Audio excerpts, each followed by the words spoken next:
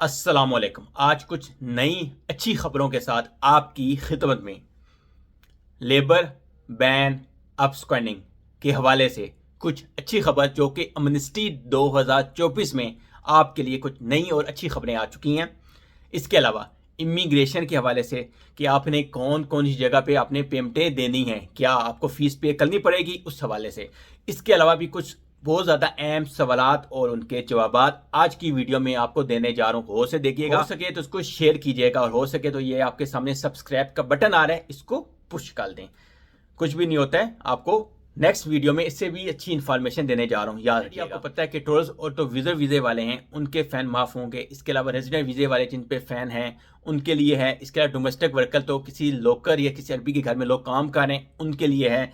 इसके अलावा तो बेबीज़ पैदा हुए हैं, न्यू बर्न बेबीज़, उसके हवाले से उनके फ़ैन के लिए है। इसके अलावा जो फैमिली वीज़े वाले लोग हैं, जो फैमिली पे हैं, फैमिली वीज़े वाले लोग हैं, उनके लिए भी इस एमनेस्टी में उनको माफ़ किया जाएगा, उनके फ़ैन और जुर्माने वगैरह। अभी यहाँ पे कुछ न्यू अपडेट्स क्या हैं वो सुन लें, जो मैं आपको देने जा रहा हूँ। गौर से सुनिएगा, जाइएगा मत, देख लें। सबसे पहले जिन लोगों के पासपोर्ट गुम हो चुके हैं वो इस एमनेस्टी से कैसे फ़ायदा उठा सकते हैं। बहुत से लोग ट्राई कर रहे हैं पुलिस रिपोर्ट करवाने की, लेकिन उनकी पुलिस रिपोर्ट नहीं बन पा रही है या उनको किसी मसले या परेशानी का सामना करना पड़ रहा है।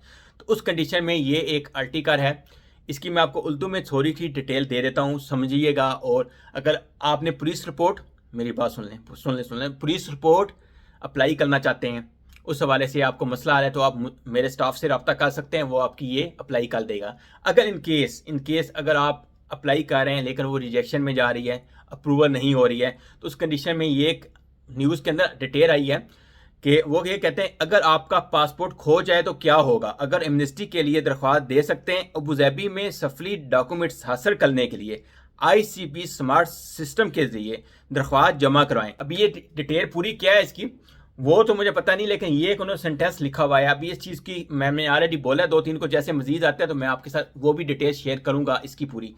इस नेक्स्ट बहुत ज़्यादा अहम सवाल, मेरे पे फ़ैन है एमनेस्टी में, मेरा फ़ैन तो माफ़ हो जाएगा क्या? तो मेरे पे ट्रैफिक का फ़ैन है, क्या वो मुझे पे करना पड़ेगा? उसके बाद मैं पाकिस्तान जा सकता हूँ? जी हाँ, आपको फ़ैन पे करना पड़ेगा। उसके लिए उन्होंने ये न्यूज़ के अंदर डिटेल दे दी है कि दे मस्ट फर्स्ट पे दी फ़ैन फॉर ट्रैफिक। ओके, उन्होंने सबसे पहले ये फ़ैन जमा करवाने हैं, फिर वो मिनिस्ट्री से फ़ायदा उठा सकेंगे।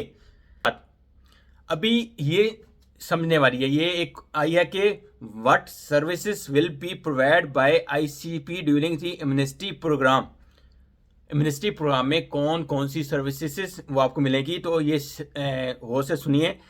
एक तो है इशू डिपार्चर परमिट है, issue resident visa for a newborn, इसका issue new visa for work or resident, adjustment status on a valid visa, issue resident permit for work and resident visa violation. जिन्होंने यानी कि कानूनी खराब गलती की है उनको नए वर्क परमिट जारी किए जाएंगे, यानी कि जो अप्रूवल लेके आएंगे उसके हिसाब से। इसके अलावा एक चीज़ मैं क्लियर करता जाऊँ कि जो भी मैंने आपको पहले इमिग्रेशन की जितनी भी सर्विसेज बताई हैं वो सब पेड हैं, उसकी फ़ीस आपको पे करनी पड़ेगी। कितनी फ़ीस होगी ये वहाँ पे जाएंगे तो पता चलेगा, लेकिन इसकी फ़ीस पे करनी पड़ेगी। इसके बाद what are the services the ministry of labour क्या क्या सर्विसेज देगी, या गौर से सुनिएगा, गौर से सुनिएगा और समझिएगा। सबसे पहले issue work permit, renew work permit, cancellation work permit, registering work stoppage complaint, यानी कि जो कंप्लेंटें हुई हैं उसके हवाले से। सही है, मिनिस्ट्री के इन्होंने नोट दिया, नोट बहुत अहम है, ये मैं उर्दू में भी दे रहा हूँ। काम रोकने की शिकायत का इंदराज नोट करें। किसी खास कंपनी पर पाबंदियां होने की सूरत में ICP ज़ाहिर क़याम करने वालों की सीएम में तरमीम के साथ आगे बढ़ेगा। ऐसी सूरत में जब रेजिडेंटी की खराब गलती करने वालों को अपने आजरों के साथ अपनी सीएम में तरमीम करने में चैलेंज हो तो मोहरे इनके स्टेटस में तरमीम की सहूलत फराहम करने के लिए मकसद से हमआहंगी करेगा। यानी कि अगर किसी पे मिनिस्ट्री ऑफ लेबर की तरफ से कोई मसले मसाइल हैं तो वो भी हल होंगे। इसका मकसद तो मुझे समझ यही आया है। अभी जब मिनिस्ट्री स्टार्ट होती है तो पता चलेगा।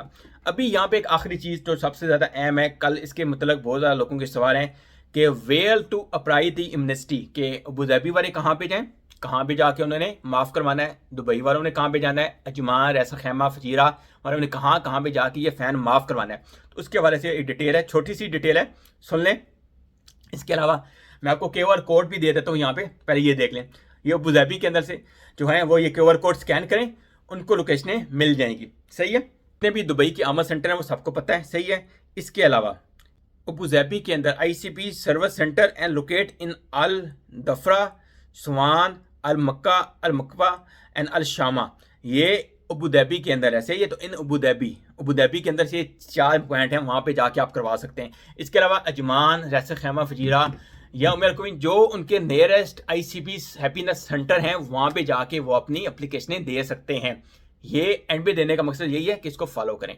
बाकी चैनल को सब्सक्राइब कर लें, इससे बाहर की इंफॉर्मेशन इससे भी आपके लिए अच्छी होने जा रही है।